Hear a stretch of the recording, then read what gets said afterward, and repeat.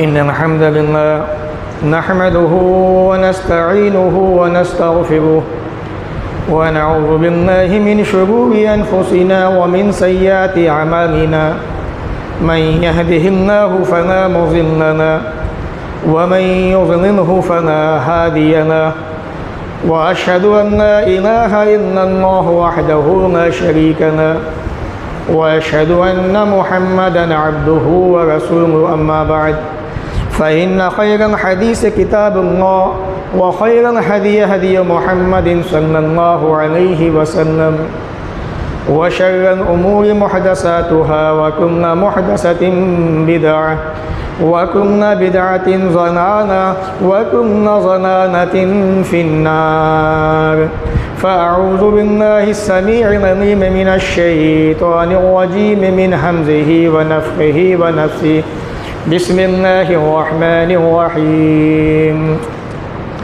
इन उरीदु इल्लल इस्लाह मस्ततअतु व मा तौफ़ीक़ी इल्ला बिल्लाह अलैहि तवक्कलतु व इलैहि उनीब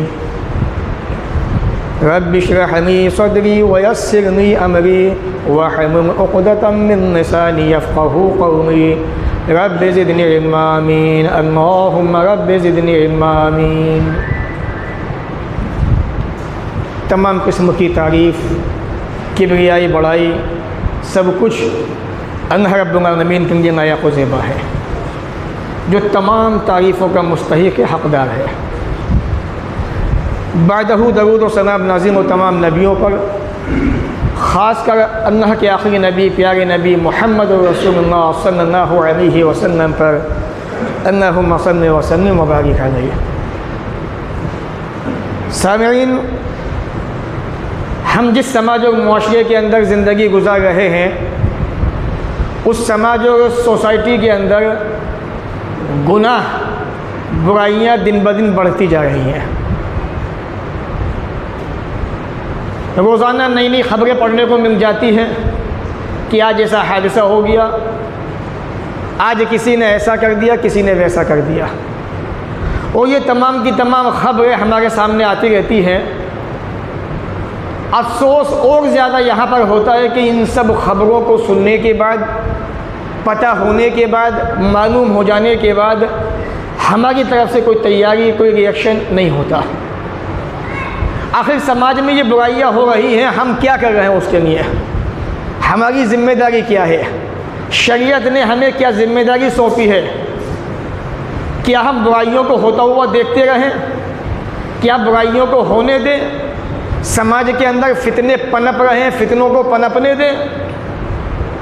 आए दिन ज़िना के केस, हरामखोरी के केस, अल्लाह ताला ने जिन कामों को हराम करार दिया है वो केस दिन ब दिन बढ़ते जा रहे हैं। हम क्या कर रहे हैं? हमारी ज़िम्मेदारी क्या है? कभी आपने सोचा? आखिर हमने अपनी ज़िंदगी को, अपनी लाइफ को इतना बिज़ी क्यों कर लिया? और हमने अपनी लाइफ को, ज़िंदगी को इतना बिज़ी किया, तो इतना बिज़ी होने के बाद भी फिर हमारी ज़बान पे शिर्क की शिकायतें क्यों? बहुत सारी चीज़ें हैं जो मैं आपको समझाना चाहता हूँ। इंशाअल्लाह धीरे धीरे मैं मौके से आपको समझाऊंगा। फ़िलहाल हमारे सामने कुछ ऐसी चीज़ें हैं जो मुस्लिम समाज के लिए, मुआशरे के लिए अच्छी नहीं है। हमारी तवज्जो उन पर होनी चाहिए। जिस तरीक़े से हमारे सीनों के अंदर तड़प होती है, वो तड़प कैसी कि फ़िलिस्तीन के अंदर मुसलमानों पर जो ज़्यादतियाँ हो रही हैं वो दिखाई देती है, हमें अंदाज़ा होता है, महसूस होता है। अब से पहले वो दर्द हमारे सीनों में कश्मीर के वास्ते था, दिखाई दे रहा था, लेकिन जब हमारे समाज में, हमारे पड़ोस में, हमारे एरिए में, हमारे मोहल्ले के अंदर वही ज़्यादतियाँ, वही गुनाह हो रहे हैं, तो हमारे सीनों में दर्द क्यों नहीं? हमें एहसास क्यों नहीं? हमारी तैयारी क्यों नहीं? ज़रा सोचिए, थोड़ा गौर व फिक्र कीजिए। अल्लाह रब्बुल आलमीन ने कुरान मजीद में इरशाद फरमाया, सूरह हूद सूरह नंबर 11 आयत नंबर 88 के अंदर, इन उरीदु इल्लल इस्लाह मस्ततअतु, जितनी मेरे अंदर ताकत है, मेरा इरादा आपकी इस्लाह करने का है कि आप सुधर जाएं, आप अच्छे बन जाएं, आप नेक बन जाएं। वमा तौफ़ीक़ इल्ला बिल्लाह, और मेरी तौफ़ीक़ अल्लाह के सिवा किसी से नहीं है। अल्लाह मुझे तौफ़ीक़ देगा इस बात की। अलैहि तवक्कलतु, उसी पे मैंने भरोसा किया हुआ है, वह इलैहि उनीब, और मैं उसी की तरफ रुजू करता हूँ, उसी की तरफ पलटता हूँ। ये आयत करीमा 24 घंटे हमारे सामने होनी चाहिए। आज वो इस्लाह की कोशिश हमारे अंदर रही नहीं। हम ज़्यादतियाँ होता हुआ देख रहे हैं, गुनाहों को होता हुआ देख रहे हैं। मुसलमान अल्लाह रब्बुल आलमीन की हदों को तोड़ रहा है, अल्लाह की हदों को तोड़ के हदों से आगे निकल रहा है, लेकिन हम खामोश हैं। हमारी एक सोसाइटी अपनी होनी चाहिए, एक समाज होना चाहिए। अल्लाह के नबी सल्लल्लाहु अलैहि वसल्लम की मक्का की 13 साल ज़िंदगी, मदीना की 10 साल ज़िंदगी आप उठा के देखें, मुख्तसर से वक्त में सिर्फ 23 सालों के अंदर, जिसमें से 13 साल निकाल दीजिए, सिर्फ 10 सालों के अंदर पूरी दुनिया को, क़यामत तक आने वाले इंसानों को सारी ज़िंदगी का उसूल दे गए, समझा गए। ज़िंदगी का कोई सा मसला ऐसा नहीं है जो रसूल अकरम क़यामत तक आने वाली नस्ल को बता के ना गए हों, समझा के ना गए हों। अक़ीदे का मसला हो, नमाज का मसला हो, हज का मसला हो, ज़कात का हो, फ़राइज़ का हो, हुकूक का हो, यहाँ तक कि डॉक्टरी लाइन का मसला हो, तिब का मसला हो, मसाइल का हो, जनाजे का हो, खाने पीने का मसला हो, कारोबारी मसला हो, हर चीज़ सब कुछ 10 साल ज़िंदगी में उम्मत को समझा के चले गए। और हमारी ज़िंदगियाँ 60-60 साल, 50-50 साल के हम हो गए, और हमें अभी तक ये नहीं पता कि हमें करना क्या चाहिए। मुस्लिम समाज में ये सब कुछ हो रहा है, इस सब चीज़ों को ख़त्म कैसे किया जाए। आज हालात बड़े नाजुक हैं, हुकूमती पैमाने पे भी और हमारे अपने पैमाने पर भी। हुकूमत जो सोच रही है कामयाब भी हो रही है, और वो आगे भी करेगी अपने काम को, आप उसे रोक नहीं सकते। लेकिन हमारे समाज में जो हो रहा है उसे हमें रोकने की कोशिश करनी चाहिए। गुनाह कैसे पनप रहे हैं समाज के अंदर, ज़िनाकारी बढ़ती जा रही है, शादी ब्याह नहीं हो रहे हैं, बच्चियों की उम्रें 40-40 साल की हो गई, 50-50 साल के उनके रिश्ते नहीं हो रहे हैं, उनकी शादियां नहीं हो रही हैं।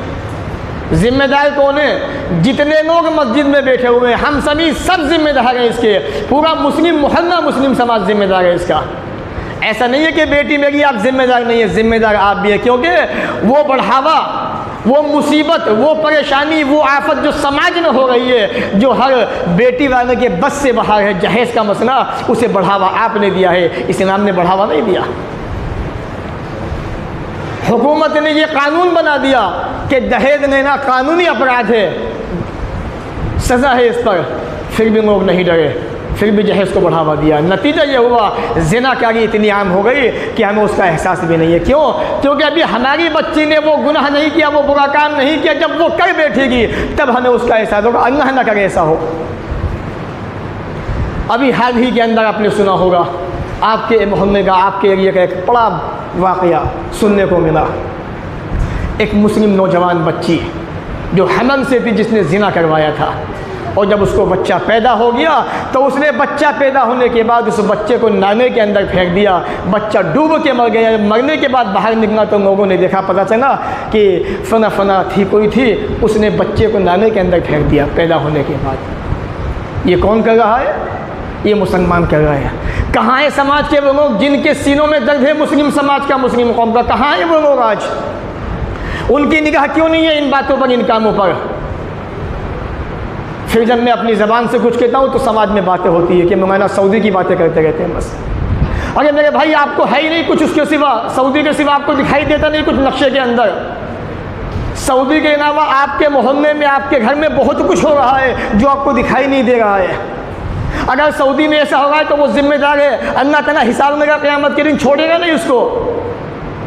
ऐसा नहीं है कि वो सऊदी का हुक्मरान बादशाह अगर वो गलती करेगा तो अल्लाह ने माफ़ कर दिया, ये तो सहाबा की सिफत थी बस, अल्लाह ने जिनको माफ़ किया, वो किसी की नहीं हो सकती है। जो चीज़ आप वो उनकी निगाहों में देखना चाहते हैं, उनकी निगाहों में ढूंढ रहे हैं, वो चीज़ आपके समाज में, मोहल्ले में हो रही है, आप उन्हें देखिए, उनको तलाशिए आप। अल्लाह ने कुरान मजीद में कहा, वला तक़रबुज़्ज़िना इन्नहु काना फ़ाहिशा, ज़िना के करीब भी न जाना, ये बेहयाई का काम है, वसा सबीला, और बहुत ही गंदा रास्ता है। आज हमारी बेटियां यही कर रही हैं, हमारे नौजवान बच्चे भी। शादियाँ हो नहीं पा रही। बच्चा निकाह करना चाहता है, शादी करना चाहता है, बाप कहता है कि भी है क्या तेरे पास, ना कारोबार है, ना बिजनेस है, ना कुछ है, इसी में लगे रहो। जब बच्चा जिना कर लेता है बाद में पछतावा होता है ये क्या हो गया। हदीसों का नाम तो लेते हो, मानते नहीं हो, हदीसों की बातें करते हो, मानते नहीं हो। वो हदीस याद है सबको, मुझे पता है, अच्छी तरह बताने की ज़रूरत नहीं। सही बुखारी के अंदर लोहे की अंगूठी वाला वाक़या क्या था। साहबी के पास एक तहबंद था, अगर बीवी को दे दे महर में तो खुद नंगा, ये पोजीशन थी।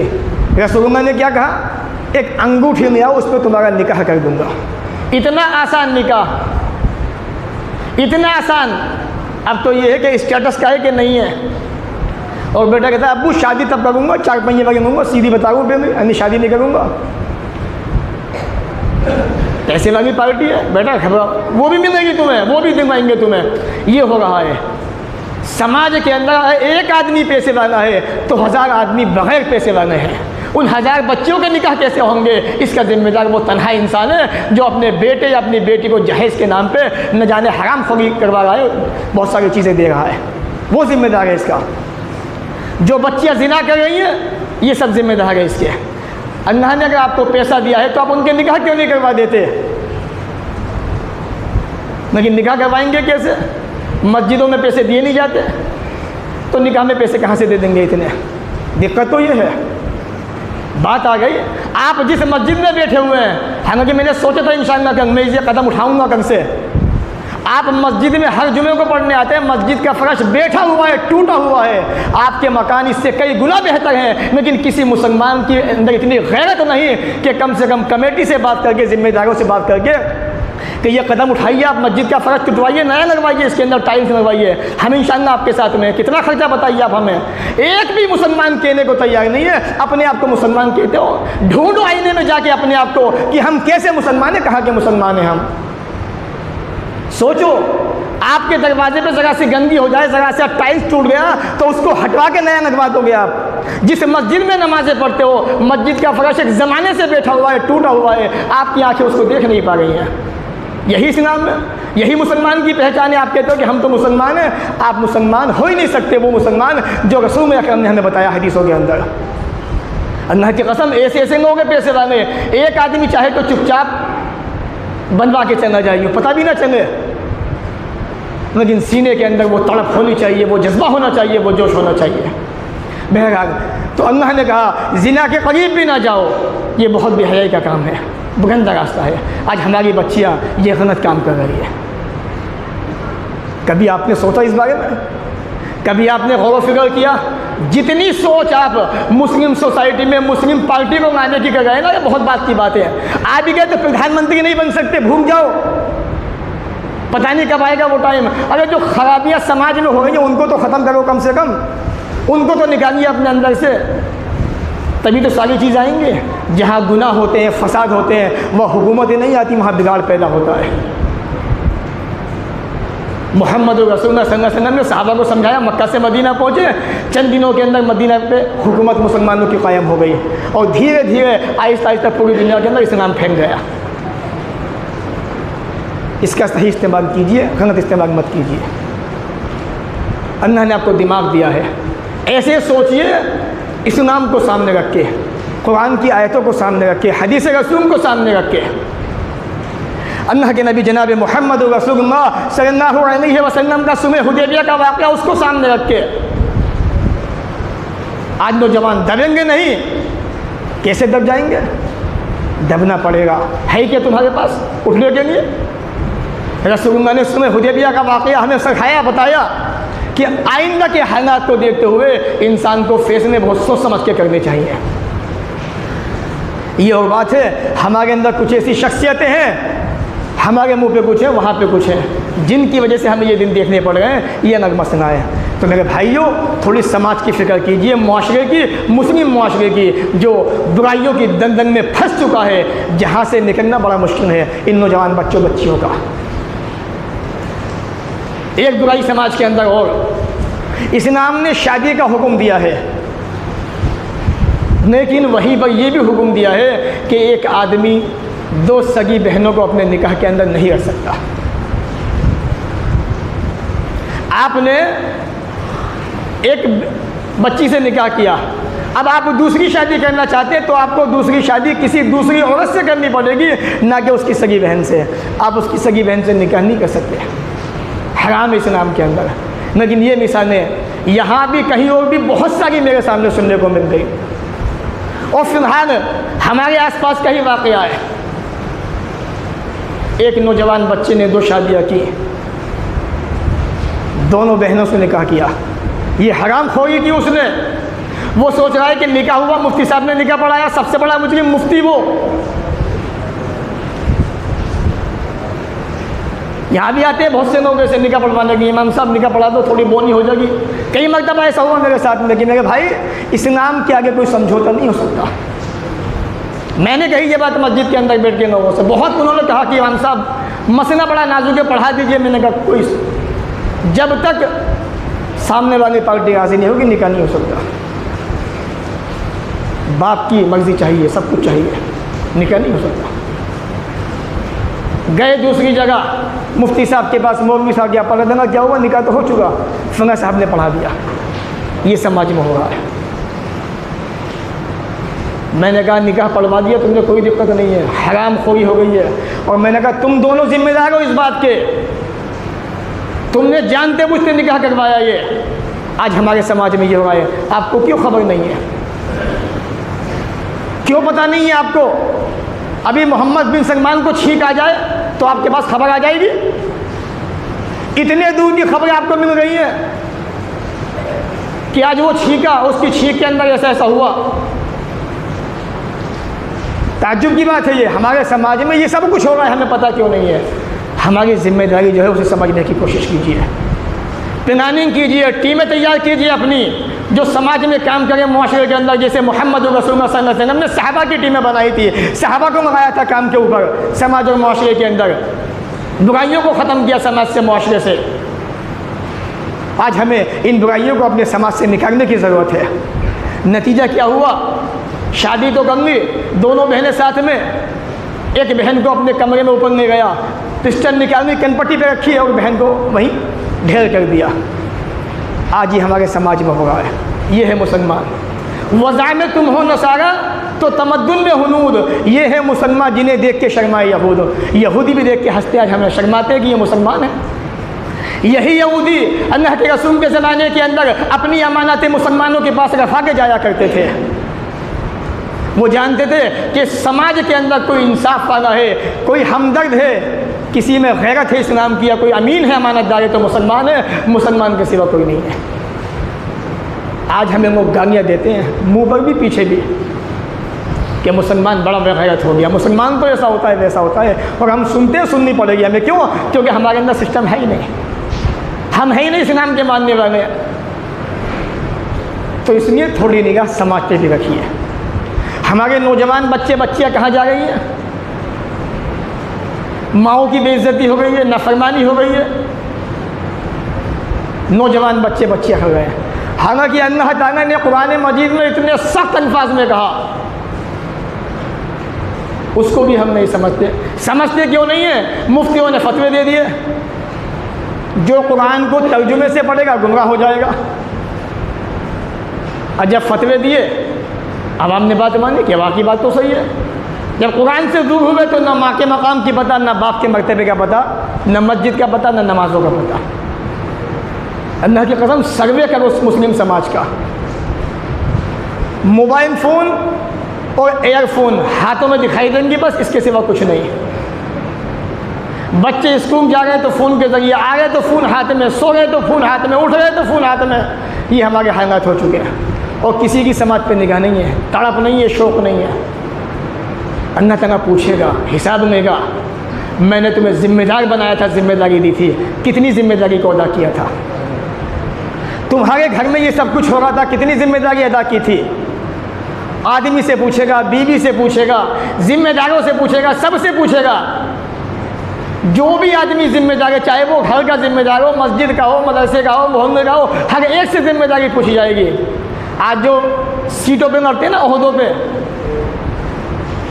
बंद तो गए, समाज में गंदगी हो गई है, पानी गंदा भरा हुआ है, मच्छर पैदा हो गए, मुसलमान मर रहा है, बीमार हुआ है, कोई परवाह नहीं, समझते कुर्सी जीत गए, बैठ गए। जब मरोगे, जब अल्लाह के सामने खड़े होगे, तब पता चलेगा तुम्हें। वहाँ ना ओवैसी बचाएगा ना कोई और बचाएगा।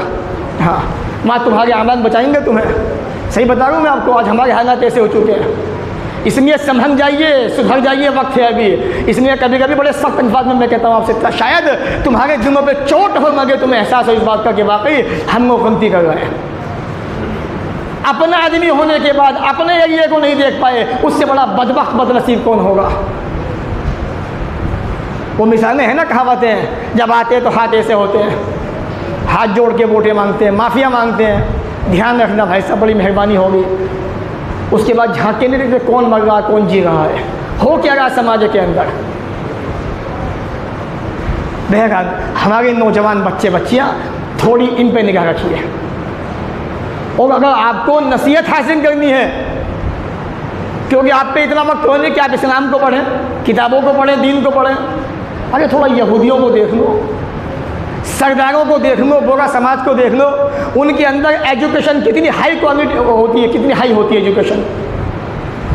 आपके घर में ढूंढूंगा चश्मा पहन के, वो भी हाई पावर का चश्मा, इतना बड़ा दिखाई दे, तो शायद कोई इंटर दिखाई दे जा पढ़ने बच्चा, या कोई बच्ची इंटर दिखाई दे जा, ढूंढने के बावजूद 8वीं पास तक घर में बैठ गया। तुझे करना क्या, तेरी शादी होनी है, ससुराल जाना है तुझे। बच्चा तो हाई स्कूल हो गया, बहुत काम देखना अपना जग। ये हमारे अंदाज होते हैं, ये हमारे तेवर होते हैं। बच्चों को आगे बढ़ाइए। झगड़ा हो गया प्रॉपर्टी पे, ज़मीन पे, समाज पे, मोहल्ले के अंदर, थाने के अंदर केस पहुंचा, पता चला सारे गैर हैं, अपना कोई है नहीं, फिर बाद में रोना रोते हैं। अपने बच्चों को तालीम दीजिए, एजुकेशन दीजिए। हाई स्कूल इंटर से कुछ नहीं होने वाला, नौकरी भी नहीं मिलेगी मेरे भाई हाई स्कूल इंटर पे, तो झोंगा छापे वो आज के ज़माने के अंदर। उसके पास कंप्यूटर की एजुकेशन होनी चाहिए, साइंस की एजुकेशन होनी चाहिए।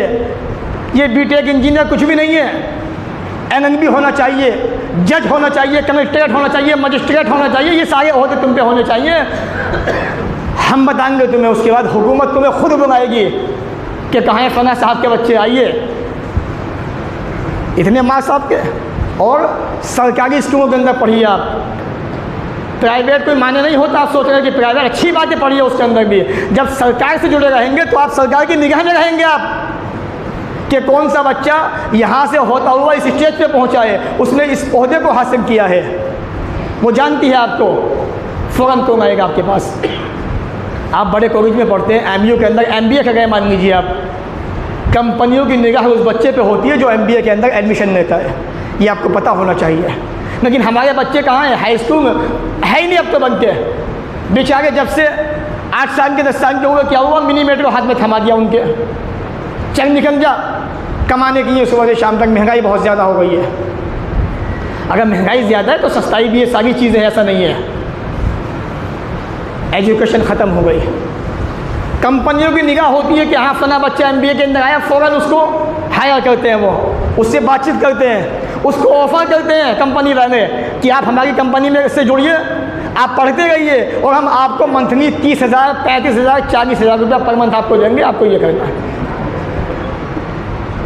हमारे बच्चे हैं नहीं तो जा नहीं पा रहे, जिनके बच्चे हैं उनके जा रहे, फिर कहते हो कि भैया हमें तो जॉब मिलती नहीं, उनको मिलती है सारी।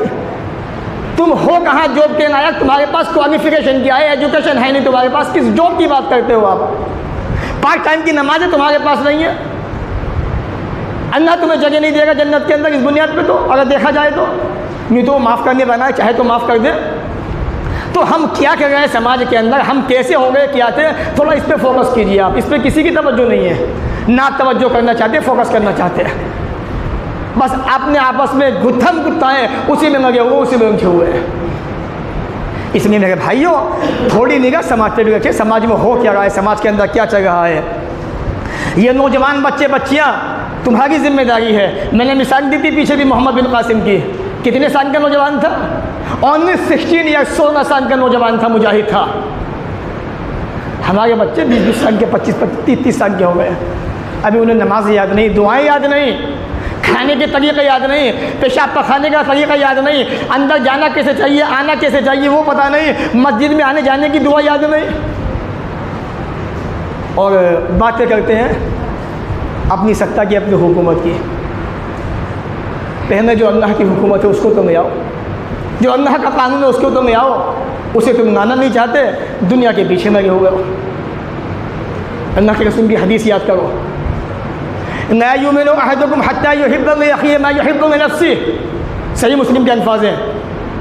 तुम में से कोई आदमी उस वक़्त तक मोमिन हो ही नहीं सकता जब तक कि वो अपने भाई के लिए वही चीज़ पसंद न करे जो वो अपने लिए पसंद करता है। तो ये सारी चीज़ें छोड़ दीजिए, आप मस्जिद में नमाज़ पढ़ने आ गए, क्या आपने अपने भाई से कहा कि चलो नमाज़ पढ़ लो? आपको जुमे की नमाज़ पढ़ना पसंद है, आप मस्जिद में आए, क्या अपनी बीवी से कह के आए, आप अपने बच्चों से कह के आए कि नमाज़ पढ़ने चलो? इसका मतलब ये है कि आप इस हदीस पे अमल नहीं कर रहे हैं। आप सिर्फ अपने आप को देख रहे हैं, ना अपनी बीवी को देखा, ना बच्चों को देखा, ना दोस्त को देखा, ना मोहल्ले वालों को देखा, ना इस्लामी भाइयों को देखा आपने। किसकी जिम्मेदारी है? सबकी जिम्मेदारी है। जब आपको अच्छा लग रहा है नमाज़ पढ़ना, तो आपका ये पसंद होना चाहिए कि मेरा भाई भी नमाज़ पढ़े, मेरा भाई भी अच्छे काम करे, मेरा भाई भी दीनदार बने, मेरा भाई भी मस्जिद से जुड़े। क्यों आपके अंदर ये चाहत, ये तड़प नहीं है? होनी चाहिए, होनी चाहिए। इसलिए नमाज पे तो मैं आपसे अक्सर कहता हूँ, नमाजी गिनो अभी जुमे की नमाज के बाद कितने नमाजी आपको दिखाई देंगे। और अल्लाह की कसम, असर में अगर तुमने 15 नमाजी मुझे दिखा दिए ना असर की नमाज के अंदर, जो कहोगे ऐसा करूँगा मैं, तो जो ऐसा कहोगे ऐसा करने को तैयार हूँ इंशाअल्लाह।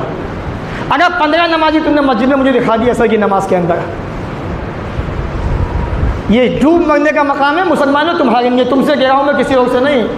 ये मोहल्ला मुसलमानों का, ये एरिया मुसलमानों का, ये पट्टी मुसलमानों की। नमाज माफ़ नहीं है किसी हाल में। हज़रत इमरान इब्न हुसैन रज़ियल्लाहु ताला अन्हु सहाबी रसूल में बवासीर की बीमारी आपको हो गई थी। या रसूल में नमाज कैसे पढ़ूँ? कहा खड़े होकर नमाज़ पढ़ो, कहा नहीं पढ़ सकता, कहा बैठ के पढ़ो, कहा नहीं पढ़ सकता, कहा लेट के नमाज़ पढ़ो। कह देते कोई बात नहीं, बीमार हो आराम कर जाओ, जब ठीक हो जाओ तब मस्जिद में आके नमाज़ पढ़ो। कहा नहीं, बीमारी है तो होने दो, नमाज माफ़ नहीं है किसी भी हाल में, किसी भी सूरत में। और हम हट्टे कट्टे नौजवान, मस्जिद पास में 2 कदम पे, एक कदम रखो तो गली में, दूसरा घर के अंदर, ये हाल है हमारे। और फिर भी नमाज़ें पढ़ने को तैयार नहीं। हम कौन है? हम मुसलमान हैं। अगर हकीकत में देखा जाए ना, सही मुस्लिम पढ़ें आप, अल्लाह की कसम, रसूलुल्लाह के ज़माने के मुनाफिक तुमसे कई गुना ज़्यादा बेहतर थे नमाज के मसले में। चाहे देर से आते, मस्जिद में नमाज़ पढ़ने आते थे। वला यातून सलात इल्ला वहुम कुसाला, नमाज में आते थे सुस्ती से आते थे। तुम तो सुस्ती से भी नहीं आते, घरों में बैठे रहते हो, कारखानों के अंदर, नमाज़ें नहीं पढ़ते। ये हम सब के हालात ऐसे हो चुके हैं मुसलमानों। समाज में बुराइयाँ ज़्यादा हो रही हैं, समाज में गुनाह बहुत ज़्यादा हो रहे हैं। हमारी ज़िम्मेदारी है कि हम अपनी ज़िम्मेदारी को समझें, हर आदमी समझे, और अपने मोहल्ले से, अपने समाज से इन बुराइयों को ख़त्म करने की कोशिश करें। अल्लाह ताला पूछेगा, नौजवान बच्चों से पूछेगा ख़ासकर, मैंने जवानी दी थी कहाँ पे बिताई? अगर नौजवान अपनी 1 हफ्ते की इनकम सिर्फ बस, या 1 हफ्ते का वो खर्च जो सिगरेट पे, बीड़ी पे, स्मोकिंग पे, शराब पे या एनर्जी ड्रिंक पे करते हैं ना, अगर सिर्फ मस्जिद में दे दें तो इंशाअल्लाह 1 महीने के अंदर मस्जिद के अंदर पत्थर लग जाएगा इंशाअल्लाह। ये मेरा दावा, गारंटी है, गारंटी दे रहा हूँ मैं इंशाअल्लाह आपको, क्योंकि मैंने तजुर्बा किया है समाज का, मुआशरे का। ऐसी बात नहीं है। अगर 1 लाख का भी खर्चा है ना, 10 दिन 15 दिन के अंदर इकट्ठा हो जाएगा वो। अगर नौजवान सिर्फ ये ठान में क्या, हम जो ये बुरे काम करते हैं ना, इस बुरे काम से बच के अपना ये पैसा मस्जिद में देंगे ताकि मस्जिद में टाइल्स लग जाए। आप मस्जिद में आते हो, पत्थर ऐसा है, पत्थर टाइल्स लगा हुआ हो, ज़रा सी में मस्जिद को धो और ठंडा ठंडा फर्श सफ़े हटा दीजिए, उस ठंडे फर्श पे नमाज़ पढ़िए, कितना सुकून आपको नमाज में मिलेगा, ठंडा की ठंडक। लेकिन बात बुद्धि में आती नहीं है। अल्लाह ने कहा ना कुरान में, सूरह नाम के अंदर, फ़हल अंतुम मुंतहून, बाज नहीं आओगे? अभी वक्त नहीं आया कि अल्लाह के अज़ाबों से डर जाओ। मुसलमान डरने को तैयार नहीं, मानने को तैयार नहीं, सुनता है, समझता भी है, लेकिन मानता नहीं है। मेरे भाइयों, जिस दिन मानने वाले बन गए, कुछ करने की ज़रूरत नहीं है, असबाब वो बनाएगा। उसकी निगाह सबके ऊपर है, उसकी निगाह सबके ऊपर है, उसके हो जाओ वो तुम्हारा हो जाएगा। इसलिए समाज में गुनाह दिन ब दिन बढ़ते जा रहे हैं। मेहनत कीजिए, कोशिश कीजिए, इन बुराइयों को अपने अंदर से ख़त्म कीजिए ताकि हमारे बच्चे, हमारी बच्चियाँ दीनदार बन जाएं, नेक बन जाएं। आखिर में एक हदीस, बड़ी प्यारी हदीस अल्लाह के रसूल की, जो हम सब की ज़िम्मेदारी है, जिसे हम नहीं समझ रहे हैं।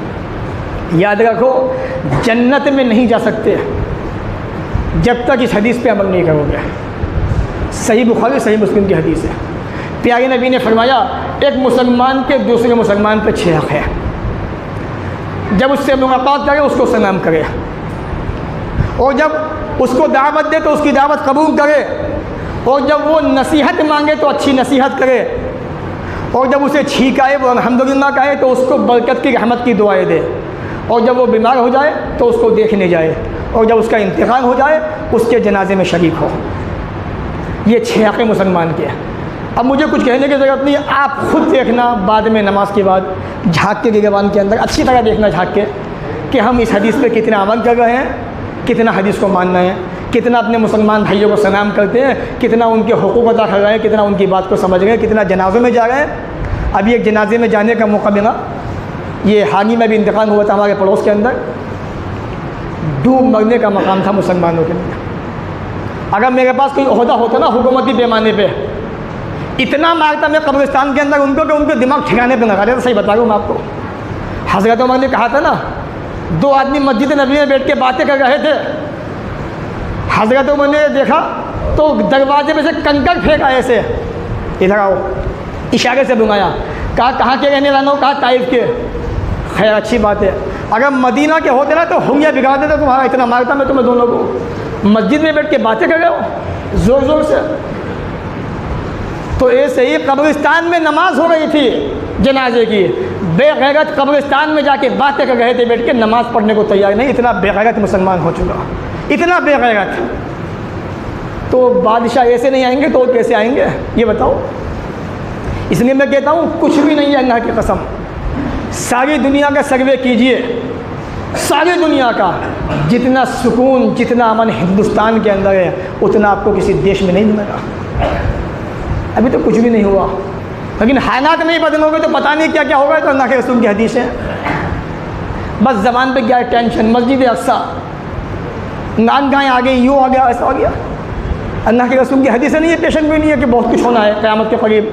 अरे अपनी इस्लाह करो, अपने घर की इस्लाह कीजिए मेरे भाई। मस्जिद अक्सा के चक्कर में अपने बच्चों को जहन्नम के अंदर मत फेंक देना। वो तो शहीद हो सकती है, उसमें क्या दिक्कत है? अल्लाह के रसूल ने मना थोड़ी ना किया है कि शहीद नहीं होगी। हाँ, एक ज़माना आएगा हमारे पास वापस आएगी, आएगी वापस, ऐसा नहीं है। दुनिया की कोई ताकत रोक नहीं सकती। सारे कुफरी ताकत एक तरफ हो जाए, चाहे मुसलमान इतने से होंगे ना, सब कुछ छीन लेंगे सबका, डरने की ज़रूरत नहीं। इसलिए तो पहले अपने समाज पे निगाह रखिए, समाज में जो बुराइयाँ हो गई उनको देखिए, इतनी दूर की चीज़ें मत देखिए। आप हमारे यहाँ बहुत कुछ हो रहा है, उन बुराइयों को ख़त्म कीजिए। भाइयों के अक़ीदे सही नहीं है, उनके अक़ीदे ठीक कीजिए। आप एक आदमी का अक़ीदा आपने ठीक कर दिया, इंशाअल्लाह जन्नत पक्की, अल्लाह का वादा है। अल्लाह ताला हमें भी आपको भी इन बातों को सुनने के बाद अमल की तौफ़ीक़ अता फ़रमाए। जब तक दुनिया में रखे, इज़्ज़त से रखे, ख़ात्मा भी हो तो ईमान पर हो। व आख़िर दावाना अनिल हम्दुलिल्लाहि रब्बिल आलमीन।